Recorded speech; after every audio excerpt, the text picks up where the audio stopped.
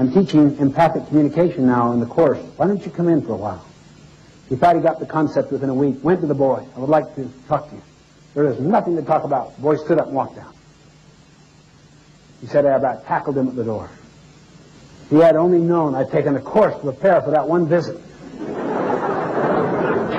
I said, of course, he's only testing your sincerity, and what did he find out? You don't really want to understand him. You want him to shape up. He should, that whippersnapper. He knows full well what he's doing. I said, look inside. You've got to do a lot more interior work. He stayed with the course. He did the work. Came to me and he said, I'm prepared. I said, he's going to test your sincerity in every way. He can't be vulnerable to you, have his expectations aroused and then blasted again.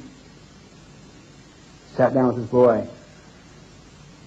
I'd really like to talk. I know you think there's nothing to talk about, but it's because perhaps I haven't listened. He said, you have never listened to me. And he stood up and started walking out. And before he got out the door, the father said, I'll tell you one thing. I'm sure sorry about the way I embarrassed you in front of your friends the other day. The boy whipped around. Do you have any idea how embarrassing that was? And he teared up. And my friend said to me, all the teaching you had done did not touch me like that tear. I realized this boy cares. This boy is sincere. He's vulnerable. I didn't even know he cared at all. He said, Stephen, never did I want to understand that boy as I did then. And he said, we sat and talked, and I genuinely tried to understand. The mother came in and said, time for bed, past midnight. And he said, Mom, we want to talk, don't we, Dad? They talked till very late. The father told me in the halls of my building the next day with tears in his eyes, I found my son again. Be patient. It won't happen overnight. You may need to apologize. You may need to forgive and forget.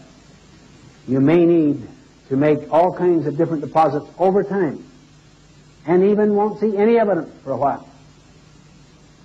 You plant the Chinese bamboo tree, and for 4 years you see nothing. Nothing. All the growth goes under the ground, and you're working diligently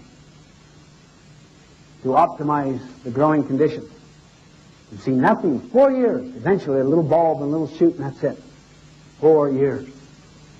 On the 5th year, the Chinese bamboo tree grows 80 feet.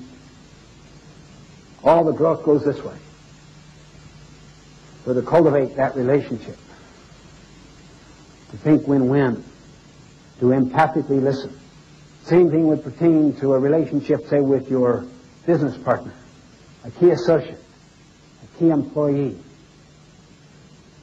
If there is a sense of enmity there, that enmity will spread out and affect other things. And it will take more nobility of character to do whatever is necessary to rebuild that one. And you know what the interesting thing is? If you rebuild the one, it affects the many. Key to the 99 is the one, because every one of the 99 is a one. The key to the many is the one. Why? Because what you have to do to develop and educate and discipline your character affects everything that you do in your life. So it has exponential leveraging capacity as well in relationships to nurture your emotional wellspring. So important.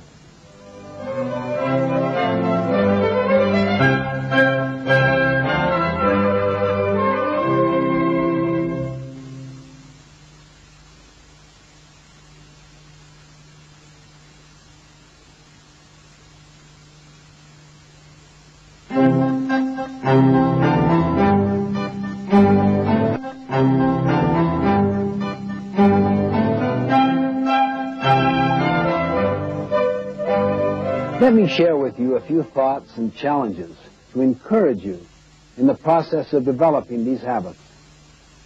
One of the most important things you can do is to share these ideas with others, with your family, with your friends and associates.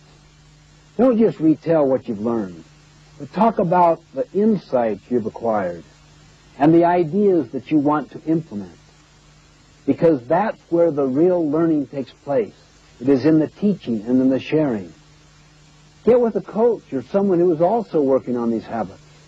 Set a specific time to get together and keep that date. Share insights into what has worked for you and what has not.